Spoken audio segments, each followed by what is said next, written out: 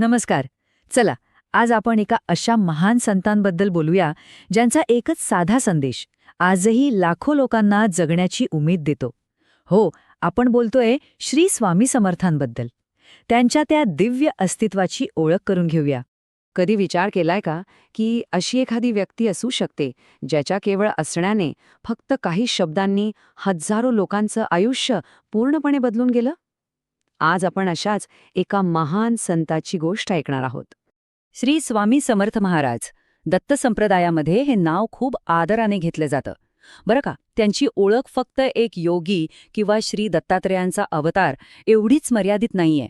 खरं तर त्याही पलीकडे जाऊन ते अनेकांसाठी एक मोठा भक्कम आधार होते. आता त्यांच्या आयुष्यातला एक खूप महत्वाचा टप्पा, तो म्हणजे त्यांचा भारतभर झालेला प्रवास.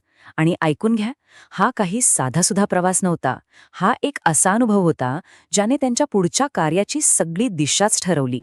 ते संपूर्ण भारतभर फिरले. विचार करा, आपण आजच्या काळात नाही तर त्या काळात आहोत जिथे प्रवासाची साधनं जवळपास नव्हतीच. अशा परिस्थितीत त्यांनी संपूर्ण देश पालथा घातला. यावरूनच त्यांची तळमळ आणि त्यांच्या कार्याची विशालता आपल्या लक्षात येते, नाही का? आणि हा प्रवास किती मोठा होता माहितीये?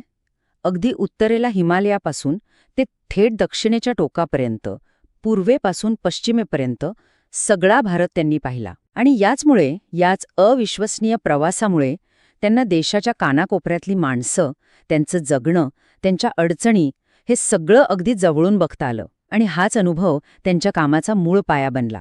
बरं, इतका मोठा प्रवास झाल्यावर स्वामींनी अखेर एका ठिकाणी थांबायचं ठरवलं, स्थायिक व्हायचं ठरवलं.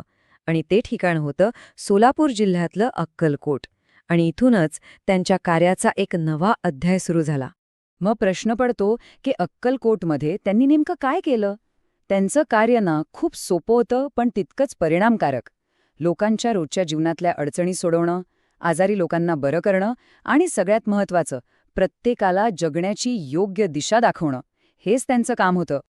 चला, आता आपण त्यांच्या कार्याचा अगदी गाभा बघूया. त्यांचा तो वारसा जो आजही इतक्या वर्षानंतरही जिवंत आहे.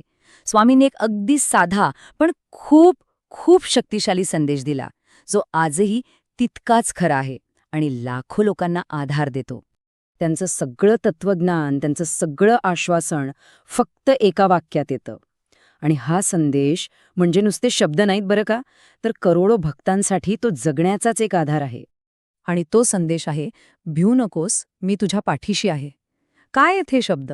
फक्त काही शब्द आहेत, पण केवढं मोठं आश्वासन आहे यात. कुठलंही संकट येऊ दे, न घाबरता पुढे जाण्याची प्रेरणा देणारे हेच शब्द स्वामींचा खरा वारसा आहेत. हा फक्त एक विचार नाहीये, अनेकांसाठी हा जगण्याचा अनुभव आहे. आणि शेवटी एक प्रश्न, जो प्रत्येकाने स्वतःला विचारायला हवा. स्वामी समर्थांच्या या आश्वासनावर, मी तुझ्या पाठीशी आहे या शब्दांवर विश्वास ठेवावासा वाटतो का? यावर एकदा नक्की विचार करा.